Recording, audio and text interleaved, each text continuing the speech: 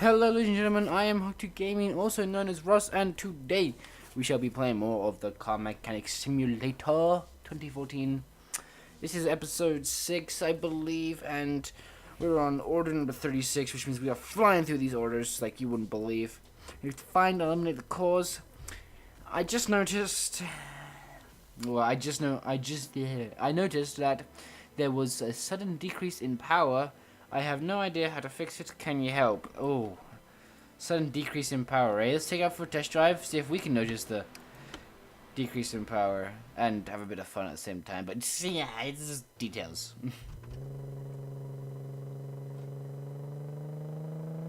Oh my god, this accelerates slower than a minivan.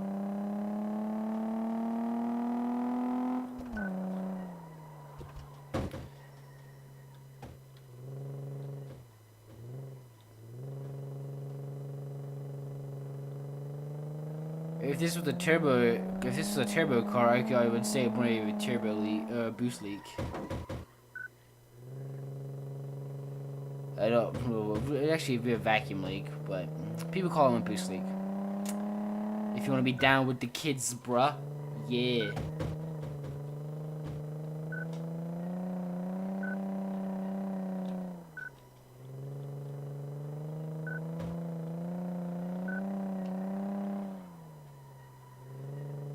Alright. I could definitely feel the increase in power, the decrease in power. Man. Anyone who comes to visit my shop needs new tires when they leave. But that's not my fault, that's just because tires wear out quickly. Okay, let's take a look through the car. There needs to be a zoom in option.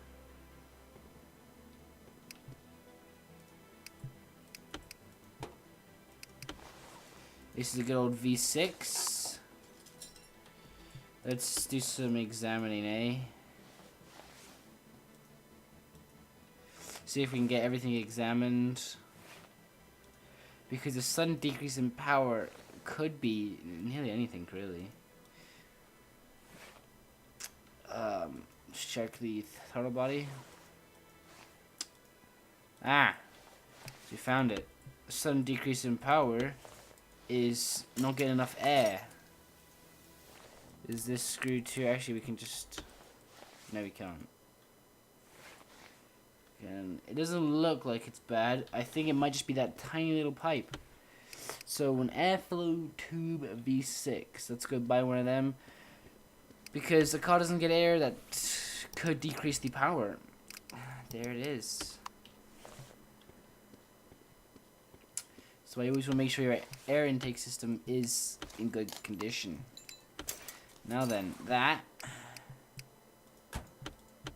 is an extra $13 and should be done.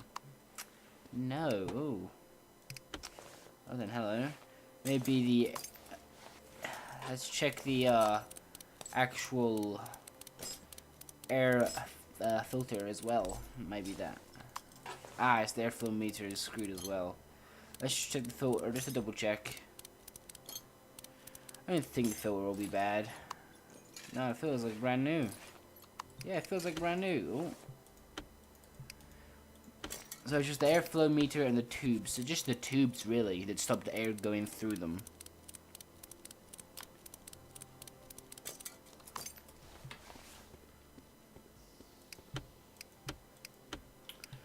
And boom. I know you could repair them because I remembered it when I did the original playthrough on this game, but I wasn't recording it. Which was a long time ago. I think a couple months ago now. A long time ago.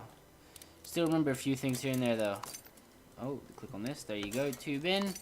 The crappy, ugly engine cover. And that should be that. What are you talking about?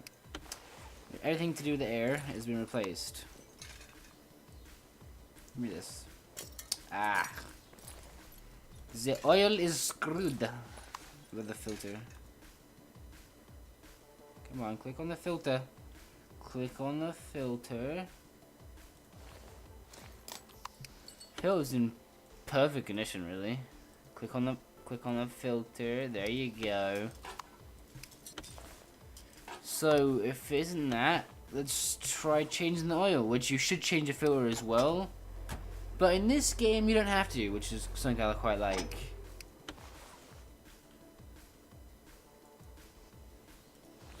You don't have to change the oil filter in this game, but you absolutely should in real life. You should definitely change the oil filter when you change the oil. That's just a must. Now then, let's come in here and then put some new oil in it. While that's doing it, I'm gonna try to one-handedly open my bottle. Nah, okay, I'm gonna need 2 hands to open my bottle. I'm gonna have a bit of drink.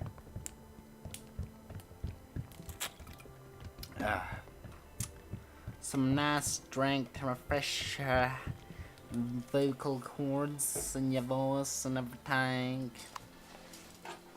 Actually, I forgot to stick that on, close the hood, and that should be it. There you go. Airflow meter, tube, and oil. Next, I'm probably going to check the fuel filter, if it wouldn't have fixed by then. Before my test drive, replace all 1 parts of steering. Response is very slow. Can you repair it?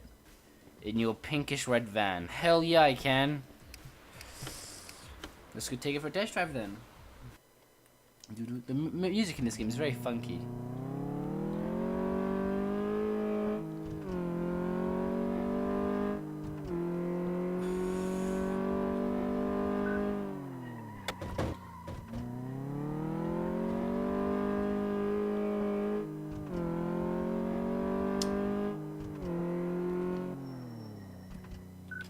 Brakes are good.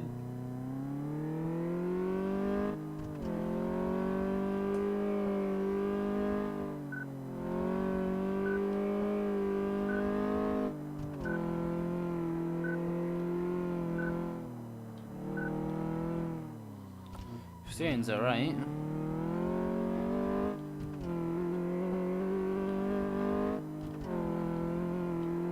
Steering on bumpy roads is kind of a bit playful.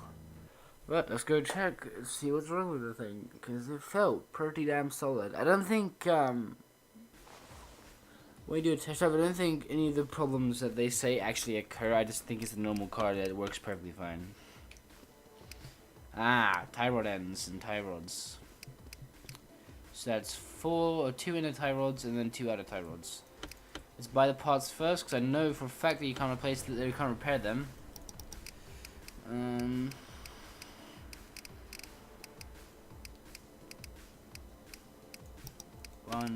2, and then outer. 1, 2. Now let's yank these wheels off and do this. These wheels in black would be very nice.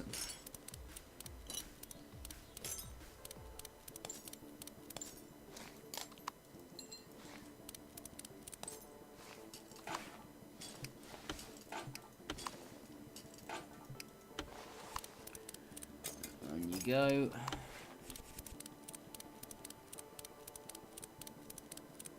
And on you go, and then round to the other side.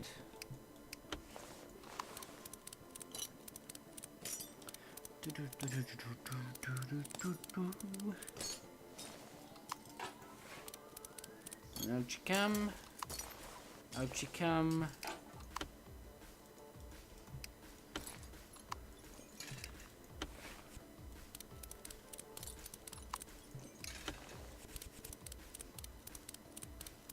And on you go.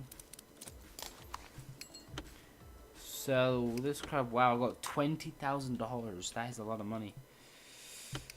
Oh, that here. And repaired. Next order, we're in order 38. We are getting about just over halfway.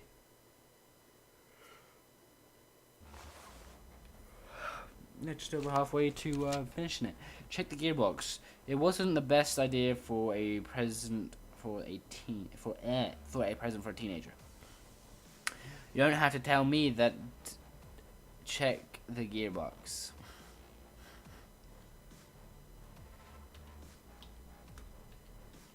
Okay. Firstly, who gives a teenager that? Jeez, gearbox, yeah, it's done.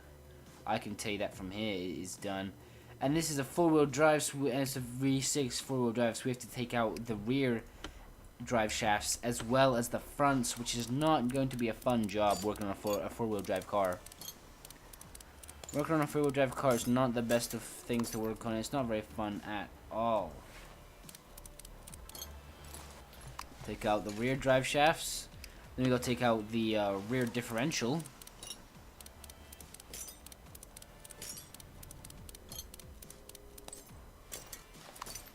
No, click here. There you go. Pull the U out. Someone just came home. Or slammed the door or something.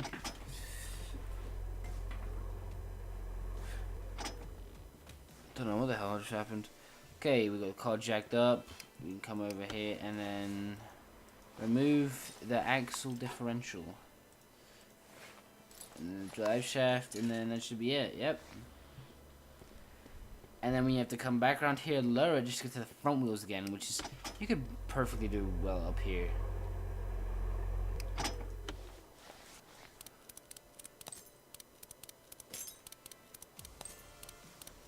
In reality, I'd have to lift it back up, but I'm pretty sure I can get to the gearbox through the engine bay, which in real life would definitely not be a thing. This time, guys, I'm going to remember to take the starter off. Yes, I remember that from last time we did a gearbox. Such an idiot.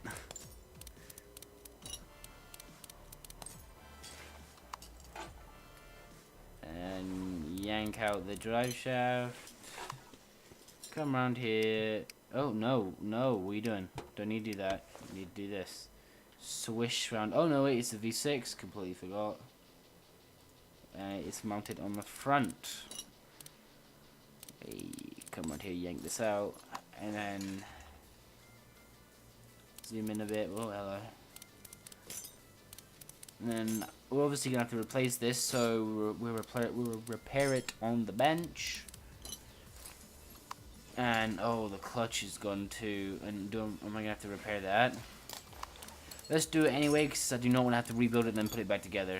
So let's do the clutch and then the gearbox as well, just so then we know that it's done and we don't have to come back and take the rest of it apart. So I can repair the gearbox on the clutch with this friction plate for a clutch.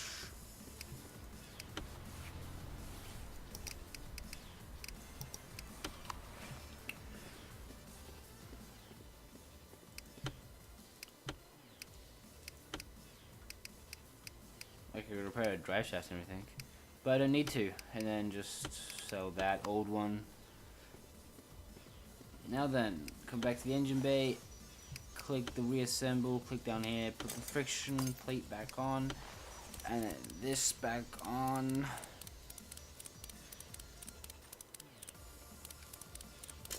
Put the bearing back on, and then the gearbox.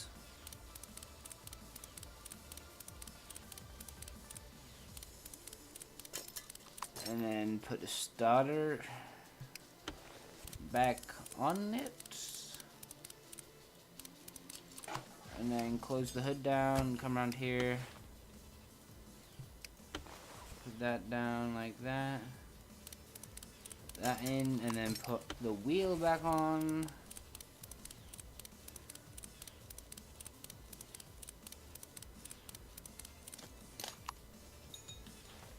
And run around here real quick. Put this one back in. And again, put this one back on.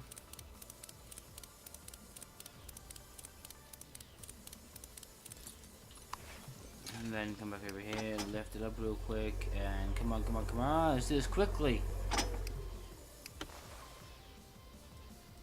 Insert drive shaft. Insert diff.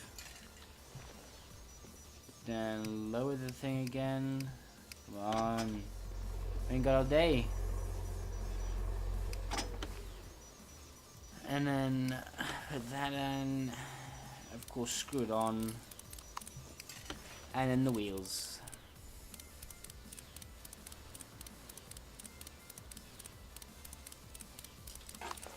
Then go on to the other side. And the final wheel is on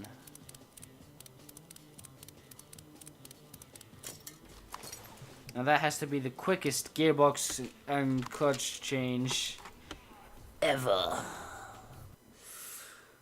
Ugh. Now we're on order 39? Yes, 39.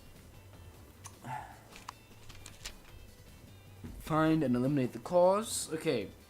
Some kind of liquid is leaking from the engine area. I know nothing about, oh, pardon me, cars, but I'm sure it's bad. It's a bad sign. Normally, yes, when something starts leaking. Oh my god, this thing's a beta.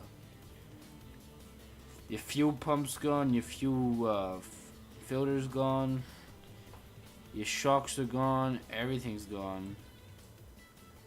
Everything is gone, dude.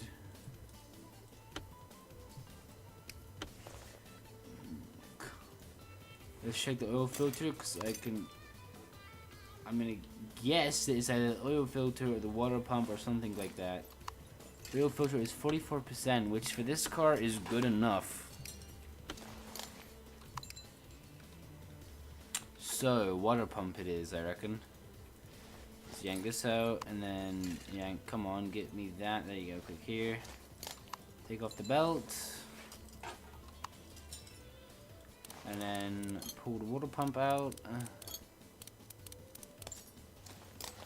13%, yep. Let's go repair that on the bench. And then run back over here as quick as possible. And this car is junk.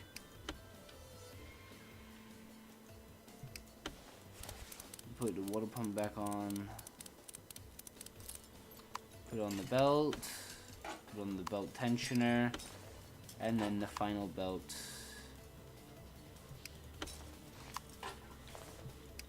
And then see you later. And don't ever bring that stuff back into my shop asking me to fix it again. Because that thing is beyond repair. That thing is bagged. Alright. This is Ubi Order 40. I'm a bit tired. Yeah, order 40. Test the car on a diagnostics path. Replace all worn parts. The ride quality is awful and must be something wrong with the suspension.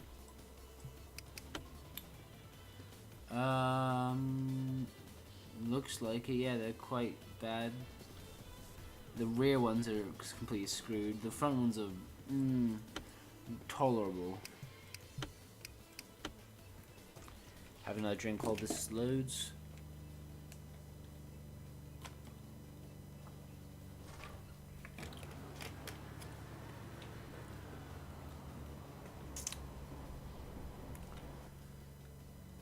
And move the back wheels on.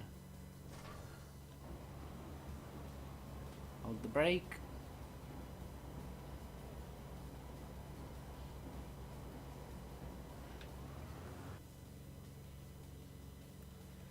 And the suspension, we obviously know it's the rear suspension from when we looked at them. They look horrible.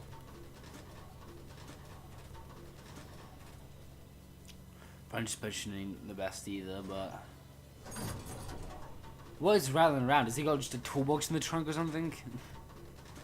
Yeah, rear shocks are gone. Which is a pain in the butt to replace, because I've got to jack the car up, I've got to remove the exhaust pipes. Because this is the V6, I think.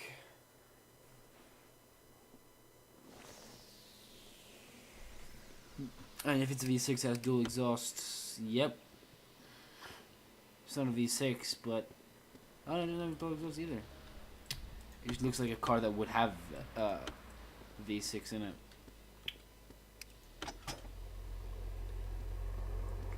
Doesn't look like a car that would have a flat 4. First is to remove this crappy exhaust. And I want to do the guy a favor and just completely keep it off, like, forever. But let's remove these. the rear springs are shot too. No. So we'll remove the rear springs.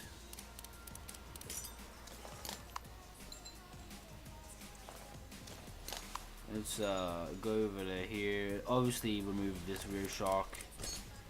And then that rear spring is gone too.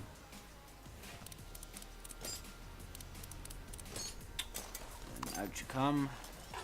Now we can't, so we need rear shock absorber and then rear springs, okay.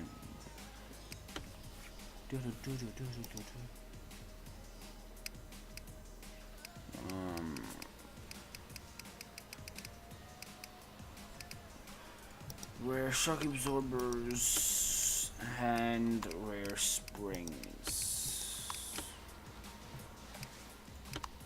You, bye bye, you, bye bye, you, bye bye, and you, bye bye.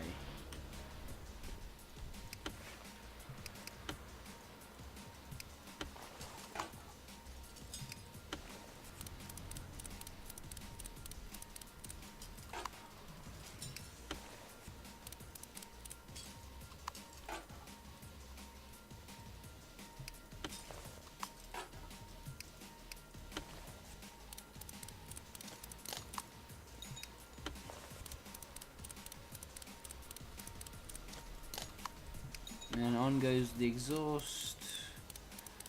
Ah, the exhaust pipes are so boring.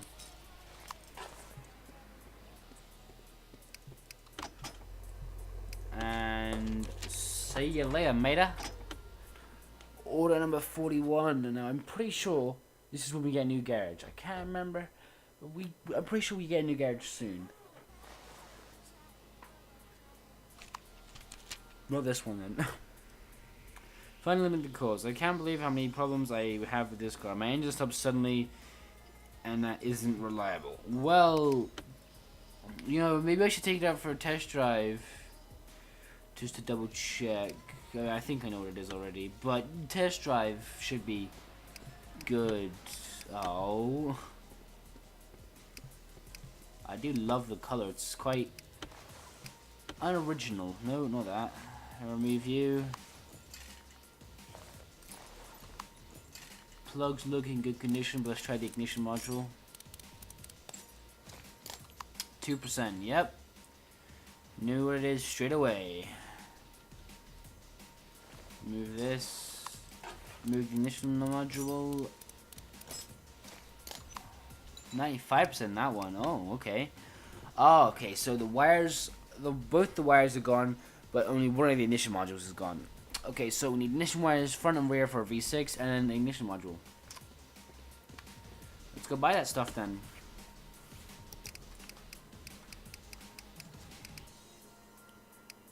Front, rear, ignition module.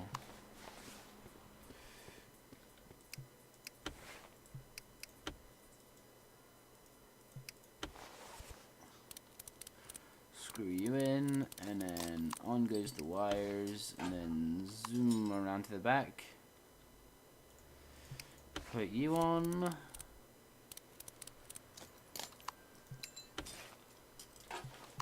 And then, oh, almost clicked solo again when I forgot to put the engine cover back on. I keep doing that. It's because no one likes engine covers. They just get in the way. It's an extra thing to take off. That's why no one likes them. You're welcome, mates. No, I'm pretty sure we get a new garage somewhere in this point. Somewhere, I'm pretty sure. Oh, look at the time. That is the end of this episode. Thank you very much for watching. And next time we have to make the car drivable. And I will see you all later. Boys.